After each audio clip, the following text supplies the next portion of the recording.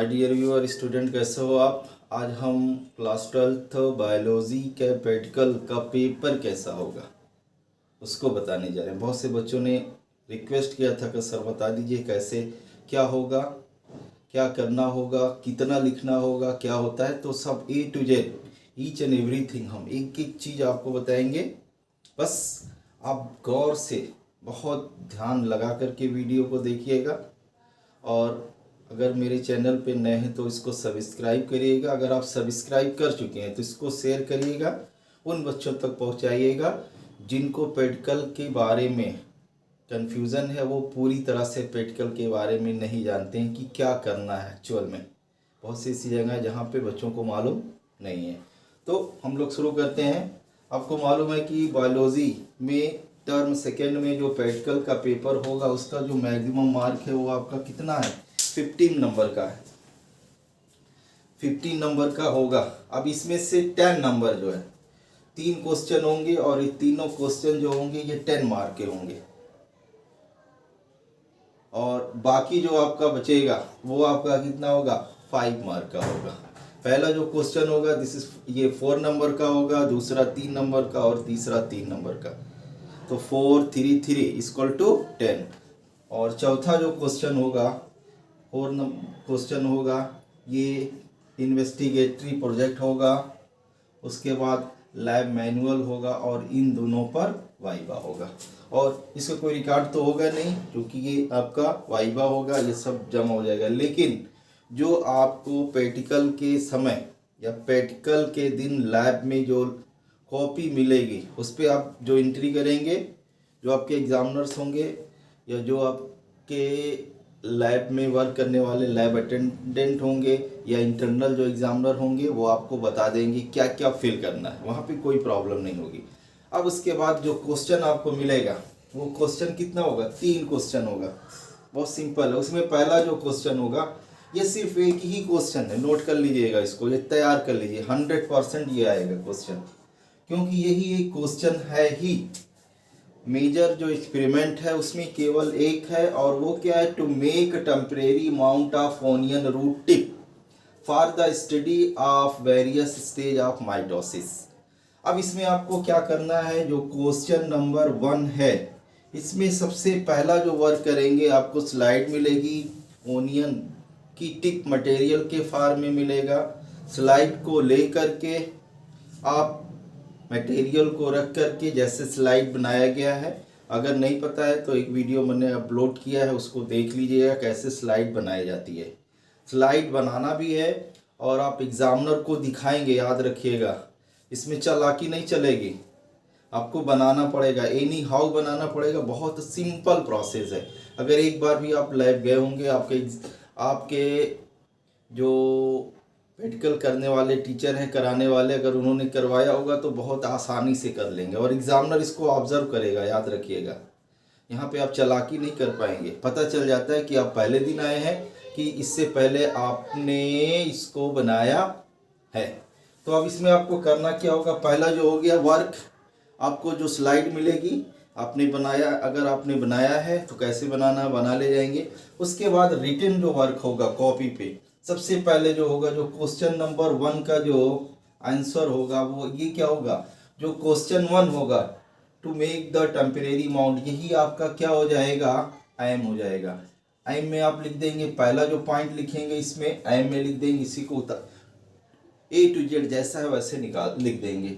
उसके बाद जो दूसरी हेडिंग होगी, एम के बाद आपका क्या होगा, मटेरियल रिक्वायर्ड लिखेंगे, इसमें जिस चीज़ की ज़रूरत पड़ेगी इसको आप लर्न कर लेंगे।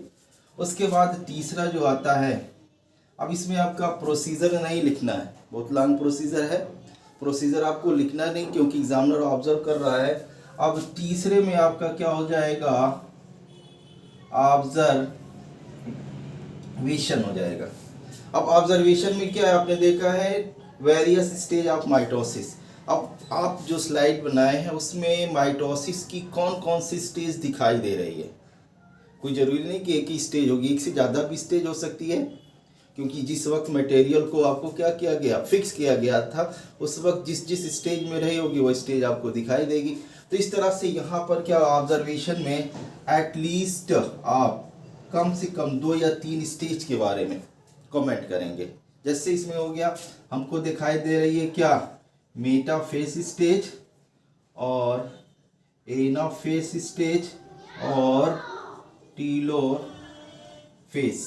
अब इन चारों की तीनों के बारे में कमेंट करेंगे, उसके बाद इसका फिगर बनाएंगे और फिगर बनाने के बाद जो चौथी लास्ट जो आपकी हेडिंग होगी क्वेश्चन नंबर 1 में, वो आपका कौन सा हो जाएगा, प्रिकॉशन हो जाएगा। अब इसमें क्या प्रिकॉशन ये लिख देंगे, क्वेश्चन नंबर 1 जो हो गया वो आपका कंप्लीट हो गया। इसके बाद आएगा क्वेश्चन नंबर 2।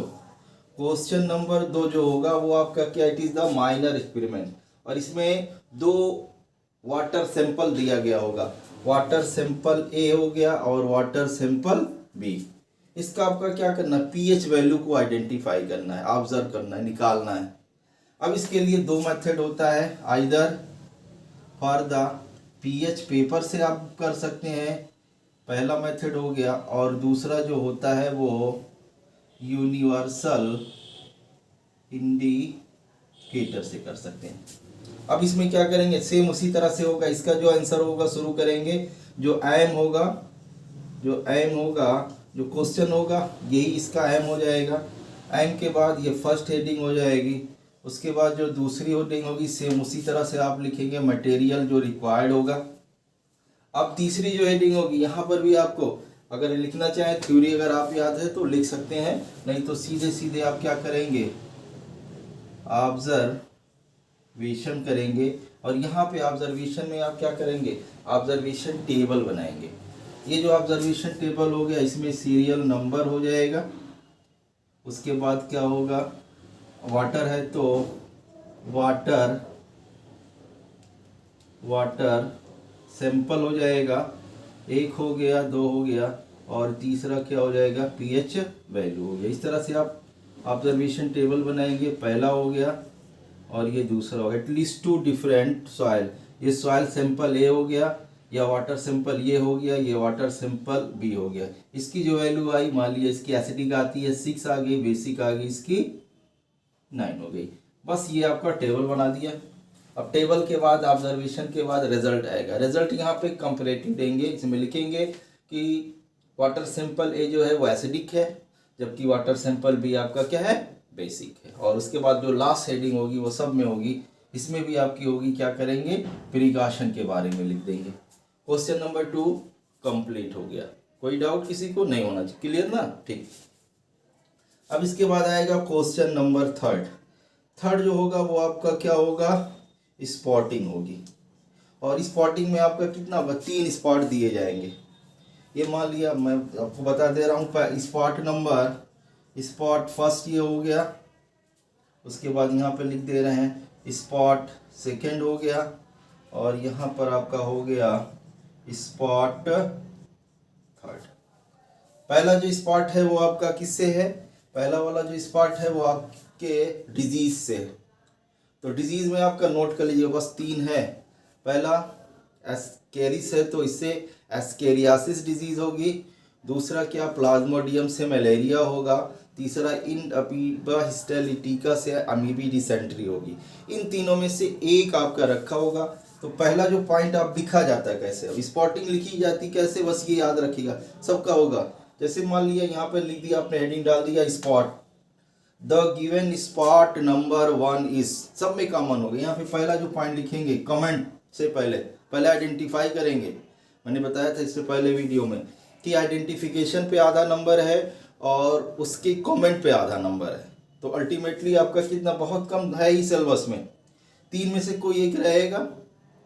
एस्केरिस को आप देख करके ही पहचान जाएंगे, प्लाज्मोडियम और दूसरा वाला इंडअमीबा हिस्टेलिटिका होगा, दोनों की शेप को देख करके आप बहुत आसानी से आइडेंटिफाई कर लेंगे। तो ज़्यादातर चांस से हो सकता है कि आपको एस्केरिस मिल जाए, तो एस्केरिस पे कमेंट करेंगे।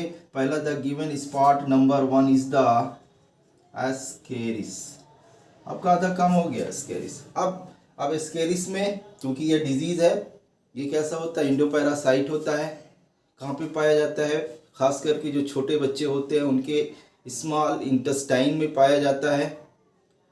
तीसरा जो पॉइंट आप इसके बारे में लिखेंगे, इसका कंटामिनेशन कैसे होता है, जो कंटामिनेटेड सॉइल होता है, समटाइम वाटर भी हो सकता है, इससे क्या होता है, या कंटामिनेशन से ये क्या होता है, स्प्रेड होता है, हॉस्ट बॉडी में जाता है, इससे जो डिजीज़ होता है उसको क्या कहते हैं, एस्केरियासिस होती है।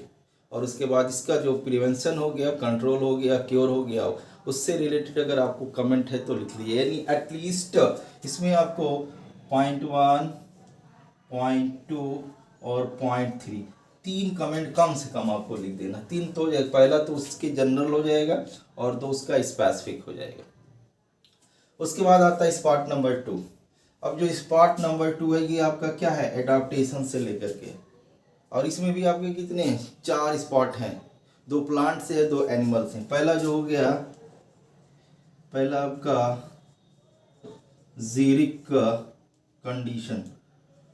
कंडीशन या इन्वायरमेंट में जो पाए जाने वाले ऑर्गेनिज्म होते हैं उसमें क्या एडाप्टेशन होता है। अब इसमें प्लांट, अब सबसे पहले अगर हम प्लांट में ले लेते हैं तो इसमें क्या होगा, पहला जो होगा कैक्टस हो सकता है, एकेसिया हो गया, बबूल हो गया। इनमें क्या एडाप्टेशन है, पहले तो the given spot number 2 is the acacia, बबूल है। अब उसमें क्या एडाप्टेशन होता है, चूँकि जीरोफाइटिक कंडीशन में, जीरिक कंडीशन में ये सर्वाइव करते हैं, तो फर्स्ट एंड लास्ट जो सबसे इम्पॉर्टेंट होगा इसमें वाटर को कंजर्व करना होगा। अभी स्पाइन हो सकता है, इसके जो लीफ होगी उसके उसमें मॉडिफिकेशन हो सकता है, स्टोमेटा के पोजीशन पे ओपनिंग पर क्या हो सकता है, एडाप्टेशन होता होगा। इस पे आप कमेंट करेंगे। उसी तरह से इसमें आपका कैसे हो जाएगा, एनिमल हो गया। एनिमल में क्या होगा, एक कंगारू रैट होगा और दूसरा कैमल होगा।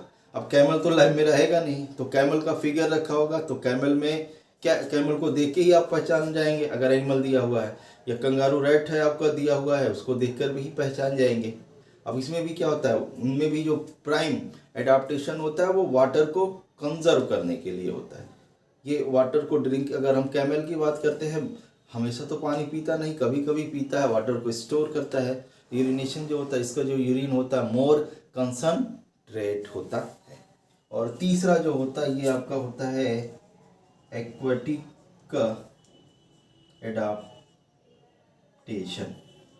अब जो एक्वेटिक एडाप्टेशन, इसमें भी आपका 2 है, 2 प्लांट है। पहला जो हो गया ये प्लांट हो गया, दूसरा प्लांट हो गया, उसी तरह से फर्स्ट एनिमल हो गया और सेकेंड एनिमल। 2 प्लांट में आपका कुछ भी रखा जा सकता है। वैसे आपका क्या हो गया, एक सबमर्ज प्लांट में आपका क्या हो गया, हाइड्रीला हो जाएगा। फ्लोटिंग में आपका क्या हो गया, इकाइनस हो सकता है। टेरर ऑफ बंगाल बहुत इंपॉर्टेंट है, टेरर ऑफ बंगाल हो जाएगा। और एनिमल में अगर हम आते हैं तो सिर्फ फिश ही है। अब फिश में आपकी 2 तरह की हो सकती हैं, कार्टिलेजिनस और बोनी फिश रखा जा सकता है, या सीधे सीधे आप कह सकते हैं एक फ्रेश वाटर फिश हो सकती है, और दूसरी क्या होती है, मैरीन वाटर फिश। तो इसको आपको आइडेंटिफाई करेंगे और कमेंट कर लेंगे। और ये आपका रिटन वर्क हो गया। पहला जो था क्वेश्चन नंबर 1, इसमें आपको 4 नंबर को मिलेगा। क्वेश्चन नंबर 2 में आपको 3 नंबर का है। क्वेश्चन नंबर 3 3 नंबर का है। टोटल आपका कितना हो गया, 4 3 3 = 10। 10 जो होगा ये आपका रिटन वर्क होगा। और 5 नंबर जो होगा ये आपका क्या होगा, आपके पूरे साल में, यानी सेकेंड टर्म में आपने क्या क्या किया एक्सपेरिमेंट, एक इन्वेस्टिगेटरी प्रोजेक्ट बनाया होगा उस पर, और आपके लैब नोटबुक पर क्या होगा, वाइवा होगा। एक चीज़ और जो लास्ट में याद रखिएगा, आपका जो इन्वेस्टिगेटरी प्रोजेक्ट है वो बहुत ही स्टैंडर्ड होना चाहिए। यानी जो भी आप टॉपिक बना रहे, एक सिंपल टॉपिक लेके नहीं, कैंसर है तो आपका आंसर पे कैंसर के जो डिफरेंट टाइप होते हैं उनके बारे में आप करेंगे। एटलीस्ट 4 5 6 डिफरेंट टाइप के, ब्लड कैंसर हो गया, लंग कैंसर हो गया, स्किन कैंसर हो गया, ब्रेस्ट कैंसर हो गया, ब्लड कैंसर हो गया, और जितने भी तरह के कैंसर होते हैं उनके बारे में आप करेंगे। उसके अलावा एक एटलीस्ट कलेक्टिव डाटा देंगे, नेट की हेल्प से आप एक सर्वे करके देंगे, क्योंकि इन्वेस्टिगेटरी का मतलब इन्वेस्टिगेट करना, उस पर कुछ खोज परख, हिंदी में कहते हैं खोज परख कार्य। तो जब आप खोज करेंगे तो सर्च करेंगे, रिसर्च तो नहीं टर्म यूज़ कर सकते, अब सब रिसर्च का एक बहुत छोटा सा फार्म होता है। सर्च करके डेटा देंगे, बहुत अच्छा डिकोर करके अगर आप इन्वेस्टिगेटरी प्रोजेक्ट बनाएंगे तो ये आपको नंबर लेने में मदद करेगा, क्योंकि एग्जामिनर इसी से आपको ऑब्जर्व कर लेगा कि आपका जो लगाव है, आपका जो एक डिवोशन है अपने सब्जेक्ट के प्रति कितना है, कैसा है। आई होप आपको चीज़ें समझ में आई होगी। फिर भी अगर किसी को कोई डाउट है तो कमेंट सेक्शन में जाकर के कमेंट करें, अच्छे से तैयारी करिए। सब कुछ मैंने बता दिया है, फिर भी अगर कुछ छूट जाता है, आपको लगता है कुछ नहीं बताया गया है, तो आप बताइए, मैं फिर नए वीडियो बना करके